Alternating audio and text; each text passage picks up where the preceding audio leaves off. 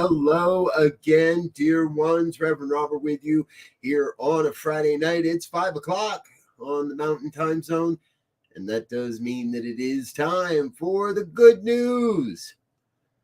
Chance to get together and look at some of the brand new stories that I have found, maybe some older stories too, but stories that have crossed my desk this week that remind me we really are creating a world that works better for all.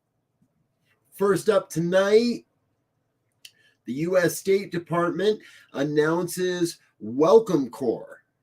This is a way for citizens to sponsor refugee families. You can learn more at welcomecorps.com, but the way it really happens is this is actually modeled after a Canadian refugee system. So when an internationally displaced person, or IDP, wants to come into the country, or if a citizen wants to support that some refugees, what happens is at least 5 people or at least 5 permanent residents have to get together. They've got to prove they have $10,000, a way to help the family get stable as far as housing and social services. When that happens, a whole consortium of nonprofits open their doors and start providing resources, instructional sessions, ways to help these families understand how to help the refugee assimilate into our lifestyle. And now they say the advantages of this is, rather than a government entity doing all the hands-on stuff, it is real people. It's people in the community doing all that hands-on stuff, and that makes it feel like it's a warmer and more inviting experience for the refugees. If you'd like to learn more, again, head on over to welcomecorps.com. It's a really cool website. I was there this afternoon looking at it, and if you'd like to go together and put together a consortium, a group of people to host a refugee, let's look at that. It's great idea if you have the ways and the means. All right. Now, next up is no stranger to the New Thought Media Network's good news story. We've been following the story of Buoyant Slat and his nonprofit, the Ocean Cleanup, for a number of years now. And, Joe Gebbia, one of the co-founders of Airbnb, has stepped up and donated $25 million to the Ocean Cleanup. He said, quote, "I'm proud to partner with the Ocean Cleanup in their crucial work to remove harmful plastics from our oceans."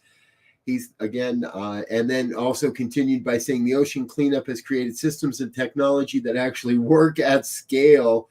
In order for them to deploy across our oceans and rivers, they now need to scale their funding. It's my hope that this donation can inspire others to act as well. Buoyant was quoted as saying, "Joe's continued support of the Ocean Cleanup's mission has a direct impact on our operations all over the world. Thanks in part to his generous assistance, we were able to scale up our work in oceans and rivers, helping us reach our goal of ridding the world's oceans of plastic. On behalf of the world's largest ecosystem, we are immensely grateful for their support." It takes big money to do the right thing for the environment and for our planet. And that's what these guys are doing. Thank you both, Buoyant and Joe, for stepping up and saving the oceans. And not too soon, because it may just be the oceans that save us as well.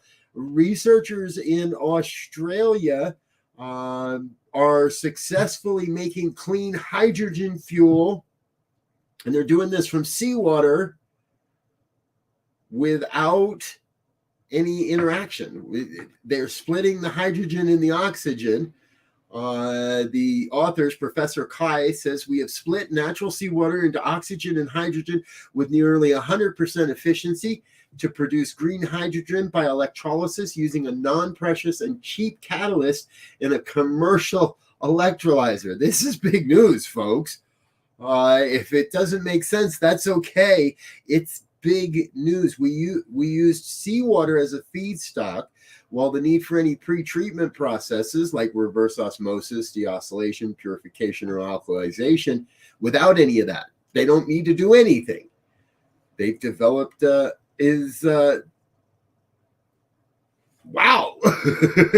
I didn't know we could split the water into hydrogen. Well, obviously we couldn't until now. good news happening all over the planet. And this is going to be a big one because we do have the seawater. We clear it up. We have enough seawater, and the ocean has enough seawater. If we were to use that as our fuel, how many games would be changed by that? I like this story, folks. Hey, if you wonder where we get our stories from, it's often over at thegoodnews.com, Good News Network, goodnewsnetwork.org. We find a lot of our stories over there, and you can too. So if you do, drop over, say hello, give them the love and attention they deserve. They do a great job of curating many, many more news stories each week than we could possibly cover. I just kind of pick some and from various sources. Or if you know of a good news story you'd like us to cover, please send us an email, goodnews@ntmedia.org. All right, before we take a break, one more good news story for the day.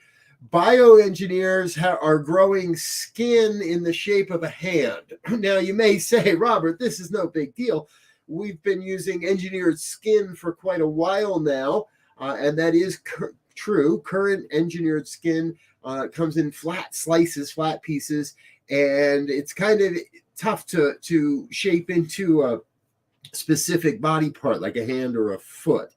Well, Columbia researchers say they're engineering skin cells into complex three-dimensional shapes in experiments using mice is a groundbreaking first step to creating a skin glove. The lead developer said three-dimensional skin constructs that can be transplanted as biological clothing would have many advantages. They dramatically minimize the need for suturing, reduce the length of surgeries, and improve aesthetic outcomes. He hypothesized that a 3D full enclosed shape would more closely mimic our natural skin and be stronger mechanically. Another compelling use would be facial transplants, where our wearable skin would be integrated with underlying tissues like the cartilage and muscle and bone, and offering patients an alternative to what's out there today. I'm not sure about the skin, the facial, but if you're in need, go for the facial transplant. What a wild story. But these are the kinds of things that really, folks, they remind me every day that there is an infinite intelligence out there. It is bringing forth a brand new vision of how we can extend our lives, live healthier lives, and live longer lives as well. Hey, I'm going to take a quick break, let some of our sponsors say hello, and we'll be back in just a couple of moments with more good news stories here on the New Thought Media Network. It's Friday night. Don't go anywhere. We'll be right back.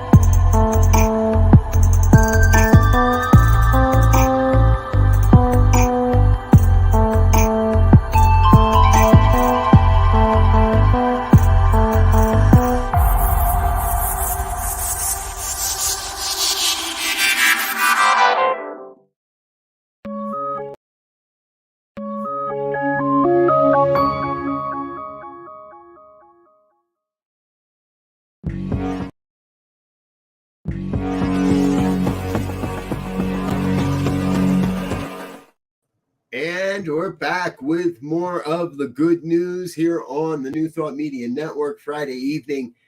Thank you for being with us. Brother Wayne, it is the Circle of Love here on a Friday night. Thank you for being here. Hey, and let's do a quick shout out and a thank you to our producer, Diego, for being here every Friday night with us as well. He hangs out in the background, makes sure all the different stuff goes the way it should. and does a great job of it. So thank you, sir, for that. All right, back into our good news stories for the evening. This one really caught my eye. A man in Stockton, California has built a solar-powered trike from spare parts. Milton Butler is a self-avowed inventor. He said, "I'm an inventor, and that's all I know how to do. I invented something that people can use everywhere. It came to me in my sleep, and I saw how the sun is always out. So I went out and got my boys, and we built something that we can use from the sun." That's what Butler told a local television affiliate. And over on the goodnewsnetwork.org, there's a video you can catch where you can see catch Milton himself. I love this idea. If you look a little more closely, it's a trike that's got just a small motor. And Milton said he built this out of spare parts he found around his garage. He named it the Ducky after his ex-wife. And he said he is currently in the funding and development phase, looking for investors who are committed to creating a better world. We're with you there, Milton, for sure. This is a cool looking device. I think you're going to see these around. It's a platform with a tricycle type bike set up and a solar power and generator station in the back, charging the whole system. Solar power. I love it. Good work, Milton. Thank you for being on the planet. All right. Next up, from our Department of, we kind of knew this. Researchers have found lower use of drugs for depression, anxiety, insomnia, high blood pressure, and asthma among urban residents who often visit green spaces, regardless of income level or education. This is a Finnish team from Finland, a Finnish team that said the frequency of visits to urban green spaces was absolutely key. Not just seeing them, not just looking at pictures like this, not just looking out the windows, but actually going out and being in the green spaces and the blue spaces, bodies of water. For those that live in more rural areas, we don't think of these things. For those of us that get to visit the mountains quite often, we don't think of these things. But if you're living in a big city, this is a very, very important part. And participants reported whether they could see the green or blue spaces from any of their windows at home. And if so, how often they took in those views, with options ranging from seldom to often. Potential influential factors included outdoor pollution and noise, household income, educational attainment. Many ideas were found. And the frequency was 16% lower, 16% healthier overall for those that made the trek to visit these spaces at least 3 to 4 times a week. Pretty cool stuff, if you ask me. Hey, here's another really cool story that we found. An Ohio man is making a difference, creating dialogue rather than fights. He created a gathering called Dinner and a Fight. However, it's really dinner and a dialogue. And we've got a little video we want to show you. Let him tell you all about this and share more of the story. Is anybody in pain? Anybody lost the relationship over politics? We are here to confront the pain that I've experienced, that many of us have experienced, right? We can do disagreement without breaking a relationship. We just might learn a skill or two.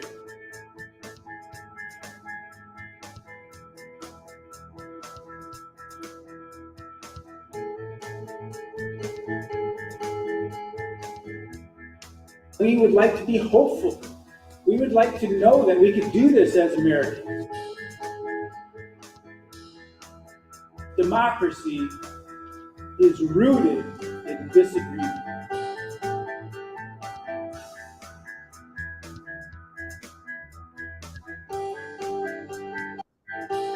What a great story, folks. If you get a chance to visit the website, you'll learn that the people come together for a dinner, truly, to sit down and have a meal. And during the meal are introduced to some icebreaker questions, get a chance to know the people around them. Then everybody is brought together into a room to add some provocative questions and some provocative insights. And they use a system of chairs to allow different individuals to be the voice of opinion. From strongly agree to strongly disagree, and each person people can choose to share from a chair and that perspective. Following about 45 or 50 minutes of that, everybody goes back to their tables for dessert. And during dessert, they have a chance to wind down their conversations for the evening. There are groups open across America right now, and you can start your own group. Information is available on their website. Please do check that out. All right, we're going to take another quick break here and let you see a little bit more from our sponsors, but we'll be right back. We're not done. We got more good news coming real soon. Stay tuned. Watch me change when you change the way you look at things. The things you look at change. When you change the way you look at things, the things you look at change. When you change the way you look at things, the things you look at change. When you change the way you look at things, the things you look at change.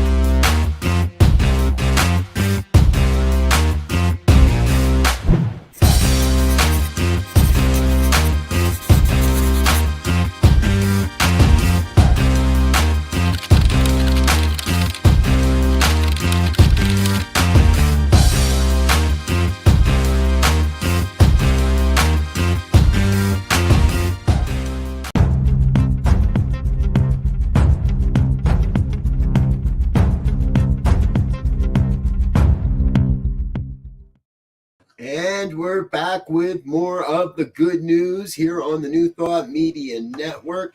Thank you for being with us by the light of the silvery moon. We're bringing you the good news stories that remind us we're all in this together. If you'd like to share your good news story or perhaps come on and be a host one night, drop us an email, goodnews@ntmedia.org. And hey, let's remember a big shout out to our dear friend, Reverend Barbara Schreiner Trudell, who was last week's host. And you're going to be seeing her on the first Friday of every month. She'll be here sharing the good news with us as well. So if you'd like to be a guest host sometime, again, let us know. We'd love to talk to you. All right. Before we wrap it up tonight, we've got a few more good news stories for you. And first up, I'd like to introduce you to Juliette Lamour. Now, on the left is Juliette when she was age 5. On the right is Juliette holding a check for $48 million. we're going to tell you how she got from one to the other. See, back in 2010, Juliet and her sister Sophie decided they wanted to do something for the people of Haiti. If you remember, in 2010, Haiti was rocked by a massive earthquake. Well, at a Canadian hockey game, Juliet and her sister Sophie emptied their piggy bank, as you see there. They came up with $61.38 and donated it to the Canadian Red Cross to help with relief efforts. As we are learning, a week or so ago, Juliet was on her way to take her grandfather some ice cream and stopped to ask him what kind of ice cream he wanted. He suggested, as she had just turned 18, that she buy a lottery ticket. Well, she took him up on it, however, didn't know how to do it, and called her father and said, "Grandpa told me to buy a lottery ticket. What do I do? How do I do it?" Her father suggested she do a quick pick.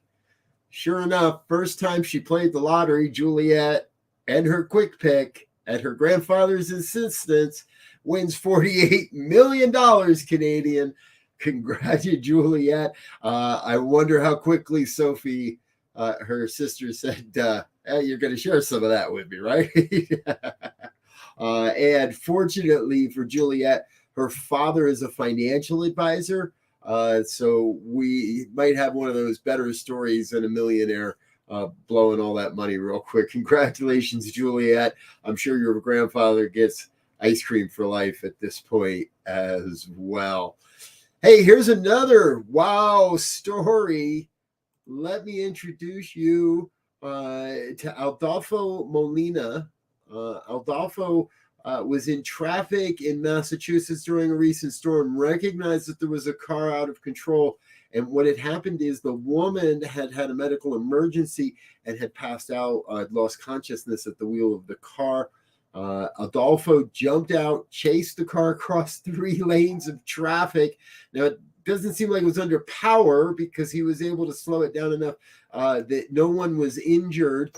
The car did eventually hit a barrier, and that's what stopped it. There is video evidence of all this. However, the video ends, or the video does show that the car hit a divider and stopped.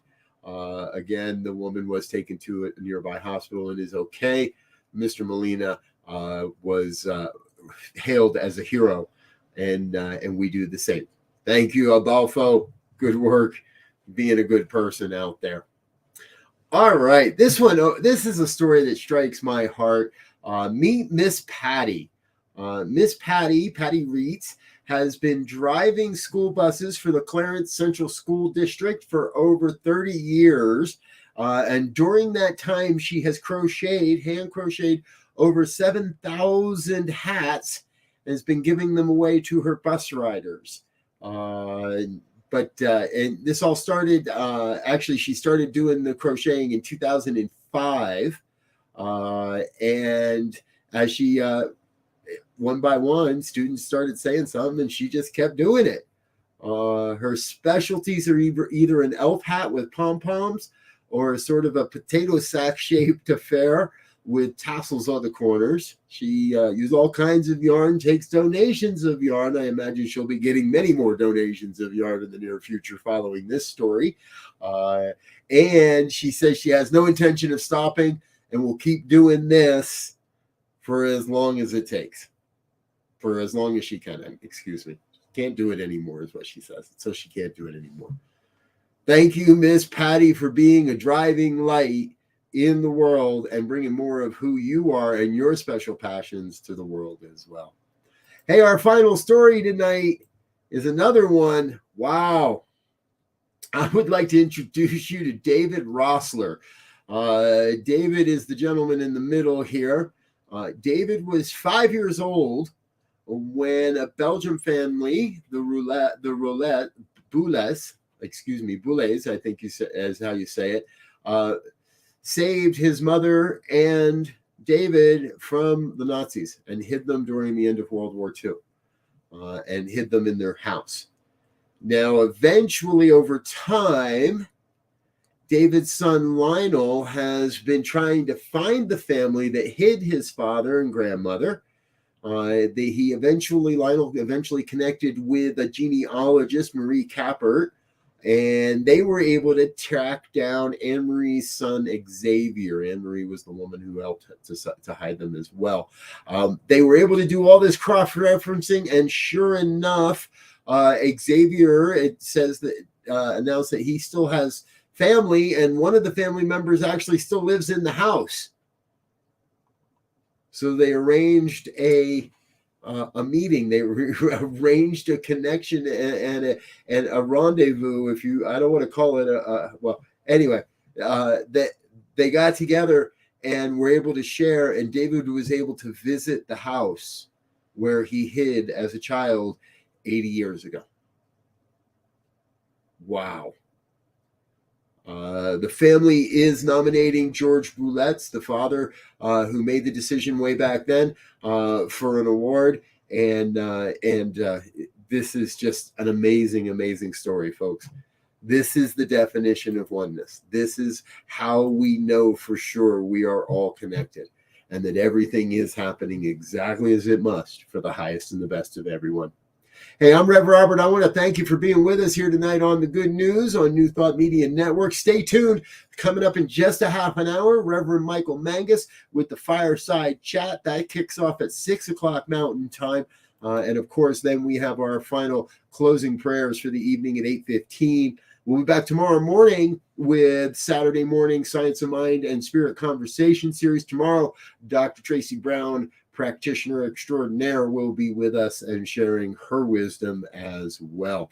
Stay with us here on the New Thought Media Network. Thank you to all our sponsors, donators, committed givers, and everyone that makes this network possible. On behalf of everyone, I want to wish you a peace and richest blessings. Until next time, bye now.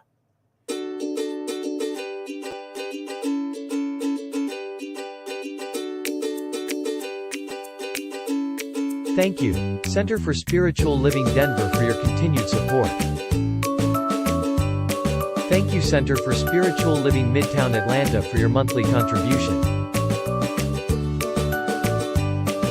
Thank you, Center for Spiritual Living North Jersey, for your monthly contribution.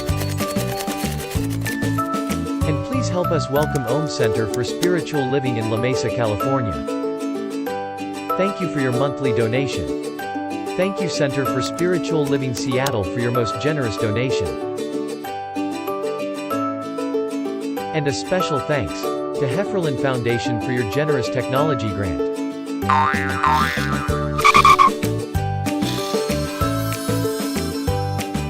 And Suze Ajit, thank you for your very generous donation. And a super special thank you to Dr. Tracy Brown, RSCP. Thanks for being a super donor. And a big shout out to all our committed donors.